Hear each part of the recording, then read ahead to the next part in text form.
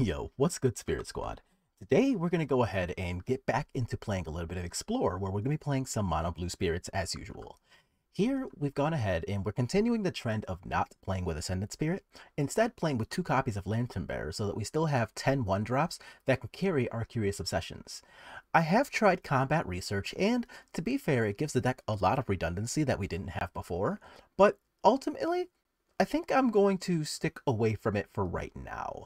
What we're going to do here is have 2 copies of Slip Out the Back with 2 copies of Spell Pierce, and that's going to give us some protection for our 1-drop so that when we put a CO on it on turn 2, there's some backup coming our way. We've also got, for each of the usual 2-drop culprits here, we've got Supreme Phantom, Rattlechains, and Shacklegeist. Nothing has really changed there. We're also playing 2 copies of Brazen Borrower. Now, we're choosing Brazen Borrower because there's a lot of Greasefang in the meta, and Brazen Borrower is hands down one of Spirit's best ways to deal with an onboard Greasefang that's not actually a counter spell. But, speaking of which, we are playing 2 copies of Lofty Denial on top of our 4 Geistlight Snares, and we're playing these because we have Lantern Bearer, so we don't really have the embarrassing nombo of Ascendant Spirit plus Lofty Denial, because that doesn't really counter anything until you level it up twice. Here, we just have Lantern Bearers, which are better at carrying Curious Obsessions on turn 2 than Ascendant Spirit is, and it gives us Lofty Denial. Our lands, we've got 22 total: Snow-Covered Island, 3 Faceless Havens, and 1 copy of Otawara. If you find yourself fighting against a lot of decks like Blue-White Control, feel free to put in the 4th copy of Faceless Haven. In our sideboard, this is where a lot of the fun lives. We've got 2 copies of Aether Gust, 2 copies of Negate, 2 copies of Unlicensed Hearse, all 4 copies of Mystical Dispute, 2 more copies of Slip Out the Back to bring our grand total up to 4.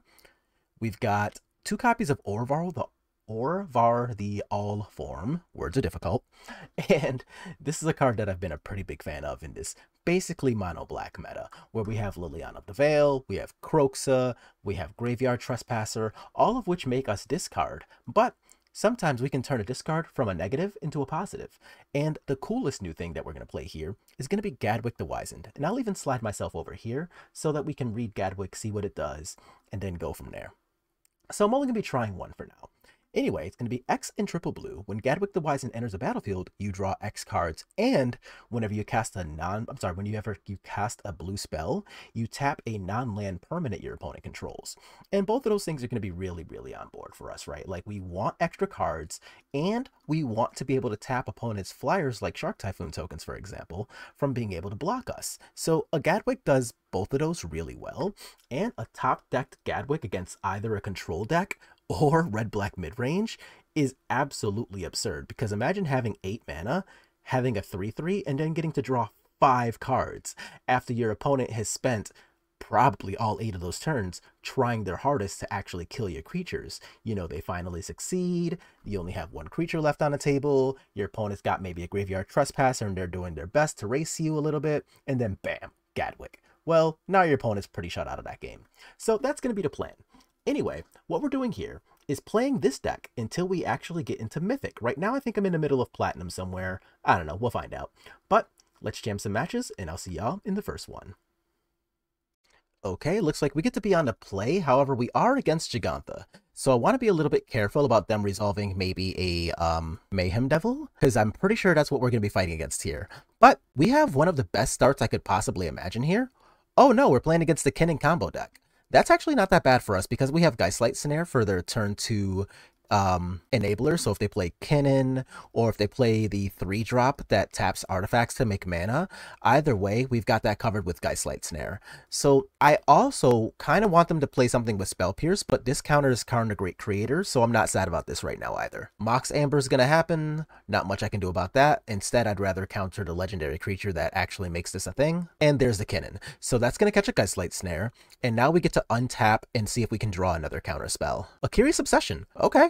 Not quite the counterspell I was asking for, but I will happily draw 2. And now I have 2 mana open, so if I draw a Lofty Denial, that plays 2. And we do draw a Lofty Denial. Hell yeah, let's go. Love to see it. And Reality Chip.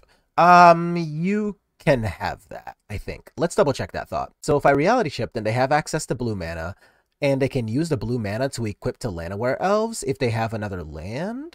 No, they can just do it, right? 1 blue mana, 3rd mana. Do I care about that when comparing it to the idea of something else? Yes, I do. And if this is just gonna like resolve another Kinnan, then yeah, sure, you got me. Oh, it didn't. Sick. All right, so now let's go ahead and draw 2 more. And I'm not terribly concerned about playing Faceless Haven in this matchup. Sick. So I don't mind making the land drop pre-combat because honestly, I just didn't really think it mattered. So let's see. But they have access to a lot of mana and cards if you let them get the ball rolling. So I'm a big fan of just like not really letting them have any of that if possible. And this hand isn't bad. A thing to note though, on turn 2, I will just jam a Rattle Chains because they so infrequently actually play removal that I'm not overly concerned about like this protecting something because there's really no removal to protect against in these decks most of the time. Mox Amber happens. If they cast a Kinnan, I will very happily dispute it. That counts too. And I actually kind of like the Spectral Sailor here because now, instead of playing the Rattle Chains, which I will still do if they don't play something I care about. But here I can do this and Spectral Sailor still, so I still have a threat established. And if this is a dispute for mine, I doubt it. Okay, I was gonna say I very highly doubt it given that they didn't actually give us something there. But I've got Geistlight Snare, so this is fine. Relic of Legends. Add 1 mana of any color. That is okay. So I need to worry about 5 mana next turn, 6 if they draw a land. I think I actually am okay with that. So here, I'm just going to play you, and then hold up Geistlight Snare. I like that. So you take this, you go to 14, and with the Lantern Bearer, that is now a 3-turn clock. Or if I get to play this turn, rather, it's a 2-turn clock. Go absolutely not get out of my face. And they're off it. Cool. So easy 2-0 against Kinnan combo. Let's move on to the next round. All right, we got our second round against Andre R. Uh-oh. Well, it's time to find out who the superior Andre is, I guess. Andre R. There can only be one! For what it's worth, though, our hand isn't bad, really. So I've got a Mausoleum Wanderer into COs. I would rather have another creature come off the top of my deck so that I can protect it with the Mausoleum Wanderer, but as is, I will pretty happily take this against most hands. If I get Thoughtseize and they take out the Mausoleum Wanderer, then like, yeah, sure, I'm medium sad about that. But even that's still better than getting myself blown out with something like, say, a Bonecrusher Giant anyway, so whatever, we'll see what happens. And we have Den of the Bugbear Firebrand. Ooh, I absolutely hate it. All right. Well, this goes very high up on the list of matchups I certainly do not want to see. So if they get rid of this with this, then I guess that's okay. But overall, this is just a hell of a hill to have to climb. Okay, and they're going to use the Bonecrusher Giant, which means I get to at least fizzle the Bonecrusher Giant part of things. Like, they're not going to be able to just cast it on turn 3, which I guess is nice. But at the same time, I'm still in relatively sad time zone thanks to this Firebrand here. So here I'm going to leave up Lofty Denial so that I can counter something like, I don't know, say a 3-drop Chandra, another hard cast Bonecrusher, Anax. There's Anax. But this is still like not great. So a thing that I can do here is draw like a Rattle Chains would be really nice so that if I play Mausoleum Wanderer, Geistlight Snare, not quite. All right, this is still not great. So if they decide to cast something pre-combat, I can use my Geistlight Snare. If they just pop something here and resolve like a Torbrand, there's nothing I can do. Oh my god, they let me get away with that. All right, well, they let me get away with one. All right, well, we got away with one, y'all. So I think I just attack for 3 while the getting's good, right? Like, I could block Den of the Bugbear. No, I actually think it might be better for me to block Den of the Bugbear, so let's try that. To Kenzin, into Steamken, you got it. Into Firebrand, okay. So I would like to draw a threat that is bigger than an X1. I very specifically asked for bigger than that, but okay. Come on. All right. Well, that's unfortunate. So now if they attack with these two, I can just block the Runaway Steamken, and this is going to get to kill it, which really sucks. Oh, am I going to be allowed to block? Oh, they allowed me to block. Okay. What they should have done there is that this adds +2, so if they sacrifice this, they could have actually killed my Faceless Haven. So here, I guess I'm going to try this and see if I can draw a Rattle Chain so that my CO actually does something. Ugh, I don't. Okay. So I'm going to attack because I really just don't get to block here. And if they attack with Torbrand, then I'll be able to man up my Faceless Haven and have the Faceless Haven block Torbrand, and hopefully that gives me some kind of start. Okay. So I am going to try again, see if they pop the Firebrand on the Faceless Haven this time. They must have heard me. No. All right, fine. So I'm going to take the 4 from Torbrand here and hope to God this is an Embercleave. Okay, it's not. But what is it? Karizev. Obnoxious. Spell Pierce is not terribly helpful. So here I really just want like a land and something else. So I'm basically crossing my fingers here. Oops. Whoop. Oh, Christ. Well, that's embarrassing. Whatever. I'm not winning this game anyway. So let's go ahead and recover for games 2. And our hand is okay. I would rather this be another blue source, but for now, I'll shut up and take it. And it's a firebrand, okay. Let's see if they kill this right away. And it looks like that is something they're interested in doing, so you got me, okay. There's the blue source I asked for, so let's do that. And I think I'm going to hold up Aether Gust with the intent to Shacklegeist plus slip out the back next turn. And I will happily Aether Gust that. I just want to make use of my mana, but also Runaway Steamkin really can run away with a game. So let's just not give it the opportunity to do that. So here's a Shacklegeist, and I will hold up Slip Out the Black rather than play Lantern Bearer, I think. So this way, if they want to like Bone Crusher Giant, they'll have to have like a Play with Fire or something too. So you got that.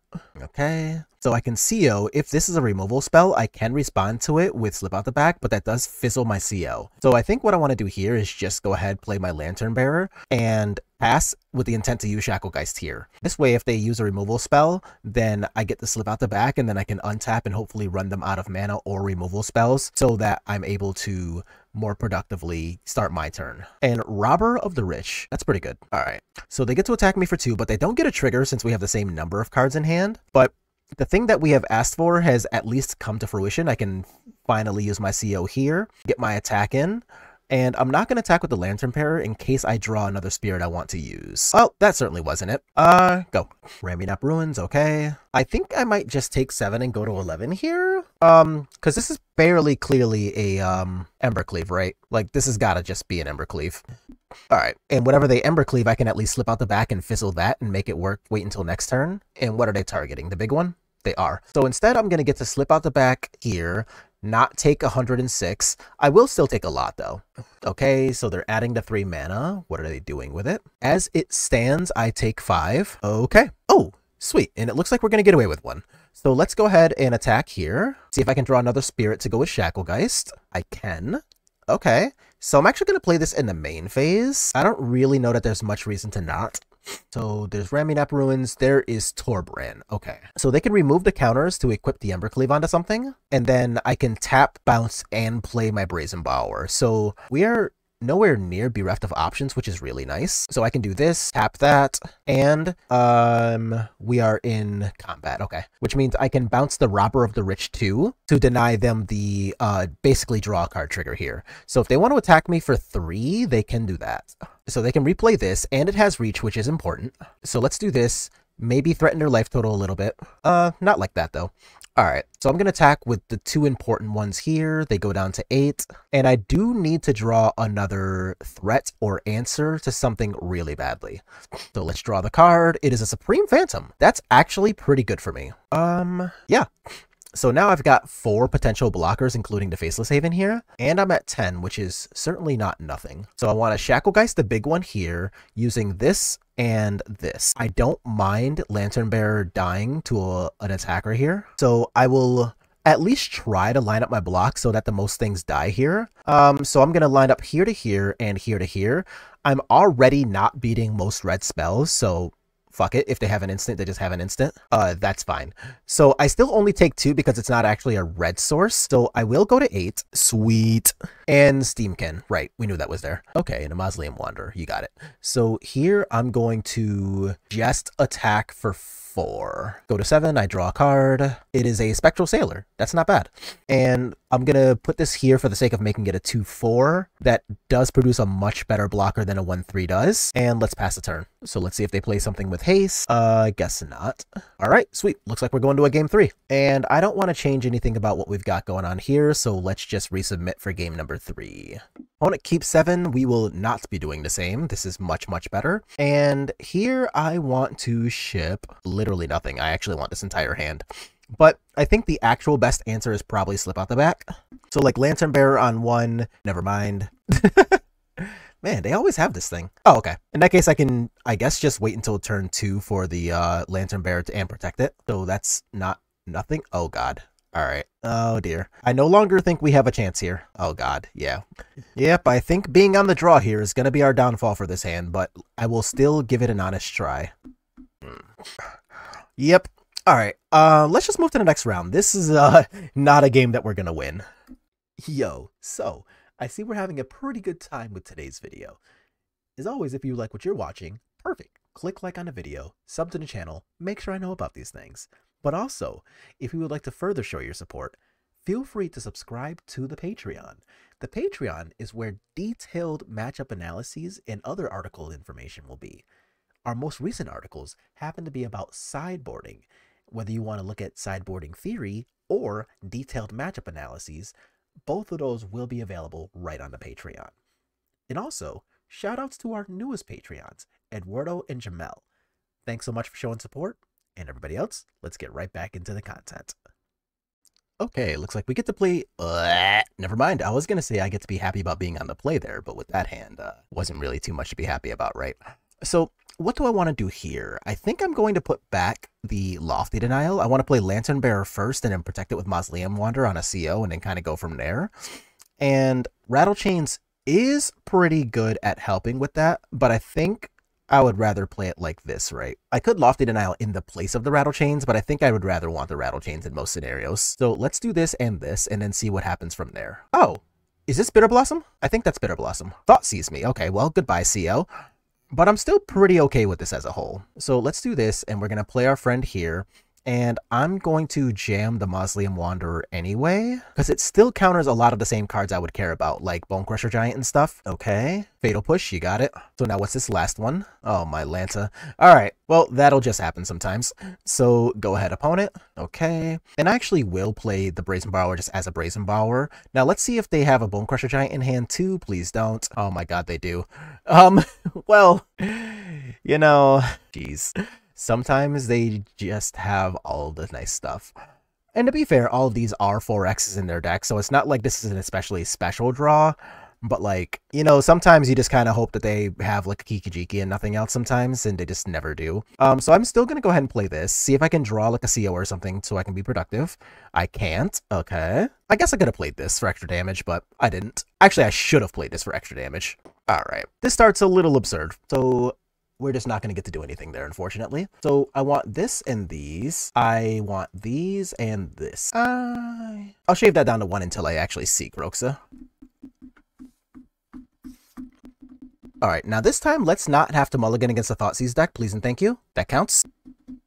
So let's play this and see what happens from here. Okay, Fatal Push, Thoughtseize. I actually want to protect my cards from that. So I am going to just play this. It is immune to Bonecrusher Giant. It is not immune to a Fatal Push or Infernal Grasp. So I get to play this and see if I can't, like, I don't know, walk myself into a Liliana or something. That's probably going to happen. Let's see what happens here. Oh, a Kikijiki. That is actually okay by me. So here's that. And I think I'm going to play the other one too. I just want to hit a land drop and maximize my chances to just do great things. There's a land drop. I only wanted 1, but now I'm basically immune to Thoughtseize and Liliana, which is nice. If they Liliana, then I'll just get rid of Supreme Phantom. And if they Thoughtseize, then life is absolutely amazing. Whatever, I guess I just get you to lose too. Sad times there. No. If I block, then I have 2 damage on here and they can finish it off with a Bone Crusher, so I'd rather not do that. Okay. I will attack here. So, ooh. So now how do we get out of this? So they can Thoughtseize, and if they Thoughtseize, I can make another Supreme Phantom, which isn't bad. All right. So that worked out pretty good. They can try to attack here, but this... Oh, come on. Oh, that's not going to work as well as you think it does, opponent. So they do get to gain a 2 life, but I'm actually going to get to just make a, what, 6/5? And I don't have to think about this anymore. I can just go away. And I'm just going to make another 6/5 here and just threaten lethal. Or not lethal, but close to it. And then I get to just play another one. So at least currently, your problem, opponent. And Tenacious Underdog is pretty good. Hive of the Eye Tyrant is pretty good. Them gaining 3 is also good. So if they want to, they can like blitz this thing in, make a copy of it, and that's pretty obnoxious. So during their end step, if they want to make a copy of this now so that it is alive during my turn. Nope, looks like they're going to do none of that. Okay, in that case, I'll just draw a card. It is not the Rattle Chains I had been hoping for, but at least like this, I can make them block with Kikijiki, and that's going to be a turn. So they can blitz again, I guess, and go to 2, but that's not great. Human Warrior is neither of the types necessary to sacrifice this thing, right? Vampire is zombie only, yeah. So they can go to 7 and threaten a block on Faceless Haven, or if they drew like a Fatal Push, they can just get rid of one of these, and either way, that's not the worst for them. Okay, so they're going to blitz and hope for a removal spell is what we're doing. Got it. I am just going to take this 3. I don't need to walk one of my Faceless Havens into a Bone Crusher Giant. So now I get to just fire up 1, fire up 2, and see what my opponent has. Looks like nothing. Cool. So looks like we go to a game 3. Thank you, Orvar, for being great as always. And on the draw, I want to change nothing, so I will change nothing. This is actually okay. So they Thoughtseize, and like, I guess they probably take the Slip Out the back, but I don't know that I care about really any of these cards currently. Like, I want this for later, but if I don't have it, then it's not just the end of the known universe, you know? So let's see if they pass. They don't pass, so I'm just going to play my thing anyway. And I can Brazen Borrower to bounce this, or I could even just like Shacklegeist and tap it during their upkeep, and I actually think that's a little better. Oops. Crap, that's on me. Now I get to kill my Shacklegeist. Shit. I wanted to stop during their upkeep, but like, so at least now they can't just kill my Spectral Sailor for free because it's sorcery speed. But like, I shouldn't have had to think about that. I think that was a mistake. I probably should have just played this pre-combat and said fuck it. Oh well. That is not the thing we actually did, so oh well. Okay, so they are going to just kill this, which I'm actually kind of okay with. And yeah, that's fine. So now I'm going to just like play my Brazen Borrower as a 3-1 and hope they don't have Fatal Push to kill it. And if they do have Fatal Push, then I guess that's fine because at least this lives. And if I draw a Rattle Chain to protect this, then that feels pretty good. And it looks like that's not what's going to get to happen. So I'll attack for 3 and then play my Supreme Phantom. Now, hopefully they are of a mind to Thoughtseize me again. That'd be great. That's not a Thoughtseize. Okay. They can make me sacrifice the Supreme Phantom, but if they discard here, I get to just like make another Brazen Borrower. So like that's actually kind of, oh my. That's nice. No Bone Crusher Giant. No Bone Crusher Giant. Please, no Bone Crusher Giant. Okay. So let's draw a card here. Yes, slip out the back. Shacklegeist. Okay. So I'm still going to play the creature here. And if they tick up, then I just get to make another Brazen Borrower. That feels okay. Ooh, I can make another Shacklegeist and tap this. No, I think I'd just rather make another Brazen Borrower. So specifically this, because it still costs 3. So it's not like they can Fatal Push it without help. Oh, fuck me. That's annoying. Well, there wasn't anything I was doing about that extinction event. So, well, now you get to just lose 2 life. And if you want to lose another 1 here, okay, I was going to say I will certainly allow you to. And we are well past the point of Spell Pierce mattering. So let's hope the Castle Locthwain just draws them like, I don't know, creatures that don't do them any good. Maybe removal spells that we don't care about. That is not considered a card I don't care about. Discarding Tenacious Underdog 2. Oh, hey! Alright. Well, there is one of the cards that we very specifically wanted, so I'm gonna get to X's 3 now, and I don't really give a shit about Spell Pierce, so, like, I'll just draw the maximum. I want to play this one, I guess? Oh yeah, I actually forgot about that bit of text on there too, because it doesn't matter just yet, but that's also relevant. So now they can, what? Animate this, but I'm at 12, and yeah, sick. Sweet. So it looks like our sideboard cards have already started performing. Let's move on to the next round. All right, round up. We are playing against Tremor with a Gigantha. However, we get to be on the play, and this hand is not unreasonable. So I don't have a turn 1 drop, but that actually is okay against Thoughtseize because I've got a Spell Pierce here. So I can see what they play as far as their land on turn 1 and then make my choice from there. Green, red into Elvish Mystic with Gigantha. That means I have close to no idea what my opponent's doing, but I think I want to bounce the elf. I don't know whether this play is relevant against our opponent's deck yet, but it can't hurt, right? Oh, are we playing against Kinnan combo again? Okay. Well, in that case, I guess I'll just Supreme Phantom, hold up Spell Pierce for a copy of Karn the Great Creator. So if they just go like land Karn, I can Spell Pierce and hope to draw another counter spell, go from there. Yeah, that definitely counts as something I want to counter. That I didn't know was in these decks, and I want no parts of it. Mausoleum Wanderer is actually pretty good. So what I'm going to do here is play Mausoleum Wanderer and Shacklegeist, attack for 1, and then tap the elf down in their upkeep, deny them the mana for 1 more turn, and again, I don't know if that will actually matter or what the context of the rest of their hand looks like, but this is a play I have available to myself, so we will give ourselves a chance to win. And that's not happening. All right. So now that that's tapped, our Mausoleum Wanderer actually did something too. So red mana. Okay. So now I can hold up the mixture of Rattle Chain, Sky Slight Snare, and Brazen Borrower. All right, I like all of those options. Given the choice, I will cast Brazen Bower so that next turn I can hopefully double spell. But if my opponent does play something I need to Geistlight Snare this turn, then so be it. I'd rather have it and use it than, you know, get screwed. So what happens here if I just Brazen Bower and they Coco in response? We'll find out.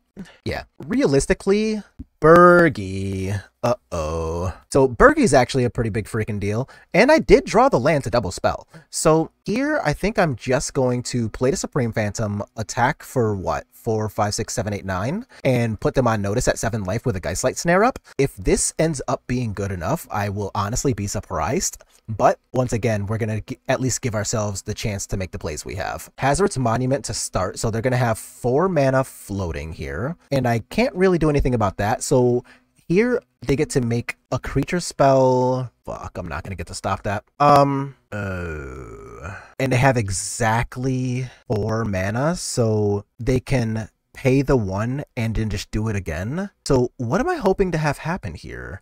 Because they get infinite life and they get to sift through their deck. Is there anything that I'm playing to here? I think I just have to let them have infinite life and then counter the spell. No, there's no out. I'm done. All right, we got. So that was a really, really good Collected Company from them. So here I'm going to just do that. Don't really need these. And what else do I not really want? So let's play first here. And I normally would not keep this against most decks, but against this very dedicated combo deck, I've got like 1-drop, CO, Spell Pierce, and Geistlight Snare, with potentially a later ability to tap down Mana Elves if they get kind of low or stuck. So like, it's not nothing by any means. Oh, you know what I just realized also? I didn't put in Mystical Disputes, even though this deck likely has Kinnan and almost definitely has Risen Reef. So like, that is something that I have the ability to regret later. I certainly hope not, of course. Okay, so here I get to play the Mausoleum Wanderer, and that'll hopefully protect against anything here. All right, okay. And a negate's actually not even bad. So now if I draw a land on this next turn, I'm feeling pretty okay. Not exactly the one I wanted, but it is still good, so I will simply take it and shut up. So here, I'm actually just going to attack for 2 and then tap this down with Shacklegeist again, but I do want to draw my card. Okay. And I think the land was actually pretty decent, so let's do this again. 1, 2. Okay. So now I can Spell Pierce something, hopefully. Or if they just cast, like, I don't know, a Birgi, then I'll Geistlight Snare. Okay, so there's the Risen Reef that we talked about. And I really, really should have just had copies of, sick. Do I want 4 is the question, though. I think that might be too many. And if so, what do I want them more than? Spell Pierce is good against Coco, bad against Kinnan and Risen Reef, good against Hazard's Monument. If I take out Rattle Chains, how many creatures will I have? I'll have 4, 8, 18, 20. I think that actually is good enough against a deck with no removal. So I'll play 2 Mystical Disputes. This one's gonna go. That actually is a lot better. I'm actually gonna put back the Faceless Haven. I don't really intend to attack with it. All right, so now I can go Spectral Sailor, untap, CO, or I can hold up Negate. I don't hate either option for me. Okay, and if they did this on turn 2, this is probably some kind of removal, like, well, I don't know, but they could have something. Maybe it's a Mystical Dispute. It is a dispute. Okay, well, that is another reason to actively want the disputes of our own too, so that we can fight over these. Okay. And Risen Reef is something I will have to Aether Gust here. Luckily, there's no Veil of Summer in this format, which is nice. And yes, I'll take my 1. Lantern Bearer is actually not bad, because now I've got the negate against specifically Collected Company, but they can also just like cast this, right? Which is pretty annoying. I can't do anything about that. Draw a card, okay. And unfortunately for me, I will just take 1. Nope, that might actually be more unfortunate.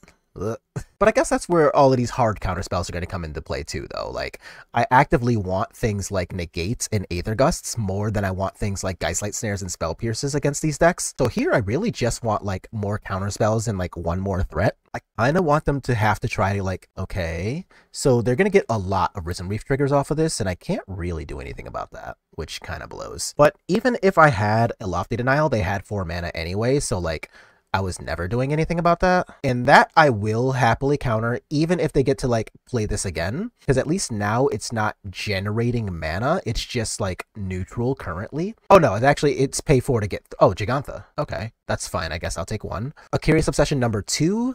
That is actively pretty good because I really need to draw counterspells. Dispute counts, and Shacklegeist does not count, but ooh, how much mana do we have? We have 6, 7, 8 currently. So I'm going to hold up the dispute because it can at least stop one of these two threats from hitting the table with exactly 8 mana on their side. So if they play like Gigantha first, I can't do anything about that. Oh god, it's even an elemental. Well, that's pretty gross. And they still have 1, 2, 3, 4, 5 after this, so I have to let this resolve. They're going to get 2 triggers, but then I will at least get to counter the next one, assuming they don't have a dispute of their own. But honestly, double Risen Reef is not what I want to be fighting down. Gross. Alright. It is a little too late to be worrying about that, but whatever. And I actually don't have a blocker, so you got me there. Mausoleum Wanderer is okay. Yeah. So I get to activate this, see if they want to block with the Risen Reef here. I get to draw 2 and really just kind of see what happens here. That helps. And so does that. Okay. Well, this kind of helps. This one actually helps. There's the Risen Reef that we already knew about. They have 5 more mana after this. So I will do nothing about this one. That is a lot, though. They're casting Birgi, and I will happily Geistlight Snare Birgi while I'm allowed to. Okay. And a Tangled Florahedron to finish. Okay. Oh, you know what? I probably should have just used this if I was already going to use it. Whatever. Revealing Steam Vents. Okay. Sure. Okay. Greenland is Llanowar Elves. You got it. So, for the sake of... Oh, you know what? That was actively bad. Oh my god. Oh, I could have cleared the way for this. Whoops. I should have just taken the 1, done an untapped 1, played a land, played 2 untapped things, and then just, like, done this. Fuck. Oh god. I think that just lost me the game. Yep. Well, I feel bad. Alright, well, I guess I'll draw my 2 and see what happens. Hopefully I can draw some counter magic that helps. Jesus Christ. Aw, man. And I don't really think that goes into the category of things that help. So here, I guess I will do this, do this, do this, and that was so bad. Fuck. That is so unfortunate. We had the W right there.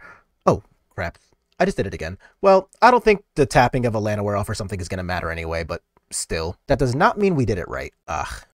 There's the monument. Can't really do anything about that. So what are we really hoping to have happen here? I'm hoping to what? I guess, yeah, like this is pretty impossible now. Like we've lost a game that we had won, and I feel really stupid for that. But for what it's worth, it's not any fault of the decks at all. Like we had the tools right there, and I just kind of squandered that turn by going on autopilot. And unfortunately for us, this is just not going to be anywhere near enough. A Collected Company too? Well, if I do this and they pay for it, then I can Geistlight Snare it. So I'm going to give myself a chance to try that. Okay. So now I'm going to Geistlight Snare, and if they have not made their land, I'm sorry, if they don't have a land to make a drop with, then I think we actually get there? No way. There's no way we actually get there. Like, they can cast this one more time because it's only going to cost 2, but that's not actually getting them a benefit now because they don't have Birgi on the table. So they don't have the mana to bounce it with. If they have a red untapped land that's not a shock land to cast from hand, they can bounce this. But as it stands, I think we might have gotten away with one, and we did. We don't deserve that at all. That mistake we made was absolutely monumental, but oh cool. But it looks like we're going to go into Diamond because of it. So I guess we take those. Let's move on to the next one. So all in all, pretty good time with Mono Blue today. We got to play 4 matches, we won 3 of them, and really a 75% win rate is pretty good on the day, right? Like that's almost all you can ask for. So we just got to kind of shred through Diamond 1 to get right up to, I'm sorry, through Platinum 1 to get to Diamond, yes, all the way around. And that's really a sign that this deck can perform, right? Like, and it's not even just me, because realistically, I play very, very little Arena. But a lot of people who are willing to grind these formats, much, much, much more than I would ever, are also winning at a pretty high clip. I think it was Reid Duke who said that the Mono Blue Spirits archetypes between Pioneer and Explorer have an overall win rate of roughly 64%, and that is absolutely wild. So that's like much more than even the best deck Rakdos is getting. And a lot of that is because we do have the tools to fight against them. Like we saw earlier where we had like the Orvars, the Gadwick here in the sideboard. That's kind of a new toy. We have Unlicensed Hearse if you're looking to fight cards like Kroxa. We have Slip out the back ×4 here to fight against their near infinite removal sources. And of course, we have the card draw to keep up with all of that. So I think it is not an accident that Mono Blue is doing really well. Instead, I think that's something that we might want to find a way to take more advantage of, and really that just means playing a lot more Magic in this essentially mono black format. So I'm really excited to see that, but also a lot of the stuff that's looking to go over the top of these Rakdos decks, these Greasefang decks, are going to be things that we played against earlier, like the Kinnan combo deck. And these are decks that we happen to have a lot of game against too. So if we're pretty good against the spell-based combo decks that are trying to resolve crazy things like, you know, Hazoret's monuments into collected companies and absurd things like Carnegate creators, well, that's stuff that we already have game against. And anybody who's seen Pioneer play will know that we have play against that, because we've been beating the really popular mono green devotion decks in Pioneer on a fairly regular basis. So this is going to be a deck or archetype that I've got a lot of faith in, and I certainly I plan to continue playing it because it's just really fun. So over the next week here, we'll be climbing the ladder up until we get to Mythic, just really to kind of show that the deck can do it. Like, we saw how quickly we shredded through these Platinum ranks real quick. So now that we're in Diamond, it'll be just like, you know, one more small climb until we get to Mythic. So look forward to that. I'll be playing this deck over the course of the next week, as I said. And as always, you can find the sideboard guide for this deck right on my Patreon. If you want to sign up for either the $2 or $10 level, there's going to be 2 different articles that you'll have access to based on the tier that you sign up for. So that is also a thing that is available, and that'll apply to both Explorer and Pioneer because they are essentially the same thing for our purposes. That's going to be it for today, though. Glad that you guys chose to spend time with me, having a lot of fun playing this deck, shredding through all kinds of different archetypes. And as always, if you like what you're watching, make sure to click on the like button. Let me know. Subscribe to the channel if you haven't already done so. And I'll see y'all on the next one.